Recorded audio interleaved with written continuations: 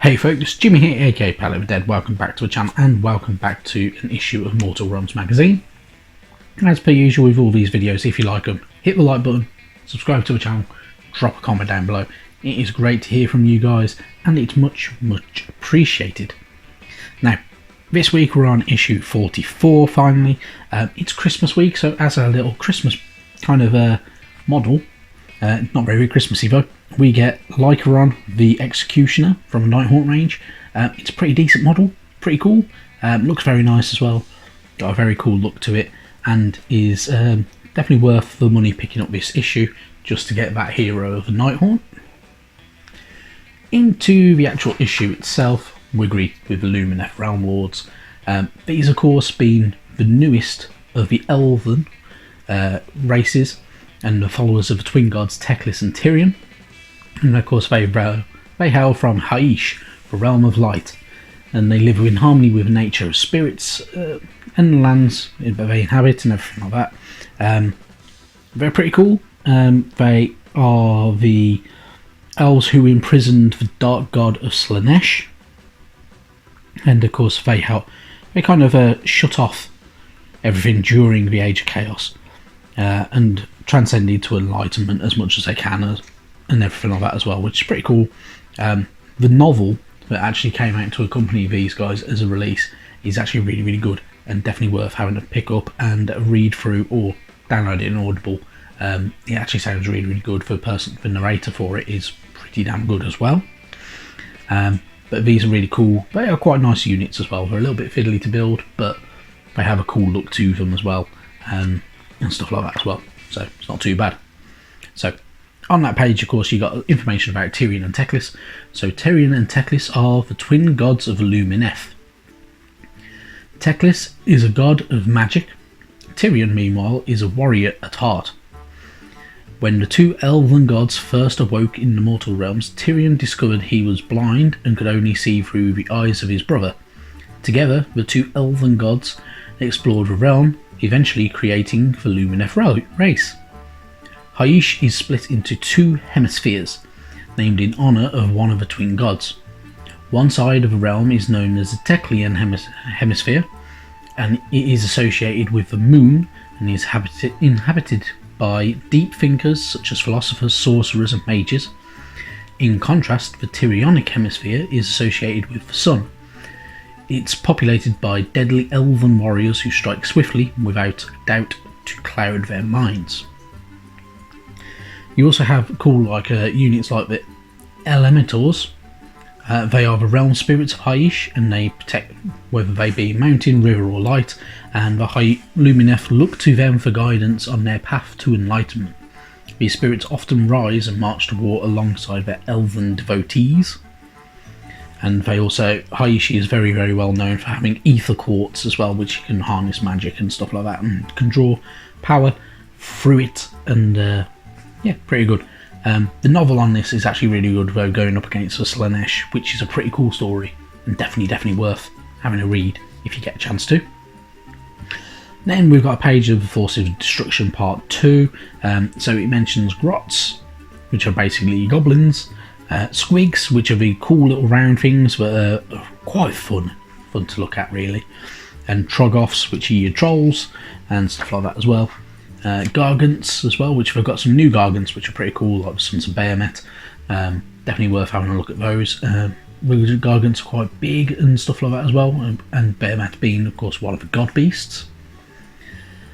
Ogre Gutbusters, which I did a painting video involving them, which was painting flesh, so it's worth having a look at that painting video if you need some tips on how to paint flesh. But these are pretty cool, got some of those as well. And the Beast Claw Raiders, which are essentially your ogres on mainly beast claws and stuff like that, and they more go in for raiding parties than anything else. Then, after quite a long time and a long absence, we've got information about death in that the tome style that has been we've had issues of before. And this is about the flesh eaters, so it's about the carrion courts, which are pretty cool. So you've got things like the abhorrent ghoul and stuff like that in there. So you've got abhorrents, and then you've got mordants as well. So your mordants are kind of like your ghouls and stuff like that you used to get, which are quite small, quite fiddly, and yeah, but they're not too bad. They're pretty cool as well. Then you've got How to Build Lycaran the Executioner. Weirdly enough, there's no page about Lycaran, which is quite unusual. But it happens. It's one of them things, it's going to happen every now and again, I would assume. So there are an alternative building options apparently. Oh yeah, so for your alternative building options, you can choose which hand you want to have. So if you want the hourglass, which is actually really, really cool, I quite like the hourglass. I prefer that over just having a hand kind of draped down, which looks a bit meh. But cool model to build, and it should be fairly easy, fairly straightforward, and easily done.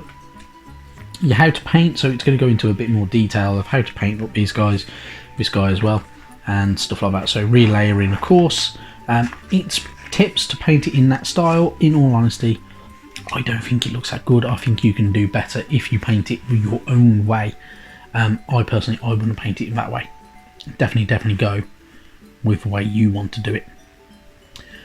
Metallic highlighting, though, it does introduce you kind of trying to get you to do a little bit of adding a little tiny bit of water to it and stuff like that, so you can thin your paints a little bit better and stuff like that as well. So and using the palette as well, which is a good idea for a lot of people, and it can come in very, very handy. I don't always use a palette, I'm not going to lie. It depends on what mood I'm in, and it depends on what I'm painting, but I don't always use palettes. But they can come in handy if you're using paints from little bottles like Army Painter or Vallejo paints, which are generally, they last longer than the Citadel paints as well, because you can actually control how much you're using and you're not leaving the pot open, and you don't have a chance of getting all that paint kind of around the edge of your pot, which happens a lot with Citadel paints. So you got all that, so it's pretty cool going over with kind of like how to highlight all the metal edges and stuff like that, which is definitely worth doing using Stormhost Silver to kind of just bring that metal out, that little shine, which looks a lot better. Then you've got a scenery war scroll, which is a bit unusual. So it kind of teaches how to use Azurite ruins and stuff like that as well, how you want to use them and other bits and pieces. So how to kind of improve your game using scenery, worth having a read through and having a crack at as well. And then your battle plan is in, of course, for Realm of Metal, and you're securing the Ark. The Storm Vault, known as the Ark, was once a vast repository of forbidden knowledge, deadly magics, and more. The Necroquake sundered the protective magic that sealed the vault. Though many of the Ark's treasures have been plundered or destroyed, what remains must be secured. So this, of course, pitting your Stormcast against your Nighthaunt. So in your Nighthaunt, you are going to need a Lord Executioner, so you can use Lycaran because he is an Executioner. 15 Chain Rasps, 5 Glaive Stalkers, and 3 Spirit Hosts, going up against your Stormcast Eternals, composed of the Lord Exorcist, 5 Sequitors, 3 Castigators, and 3 Gryph-hounds. Have your 3 objectives out as well, and have fun with it. It's not a bad little set, and a kind of a cool battle plan, and definitely worth having a crack at as well.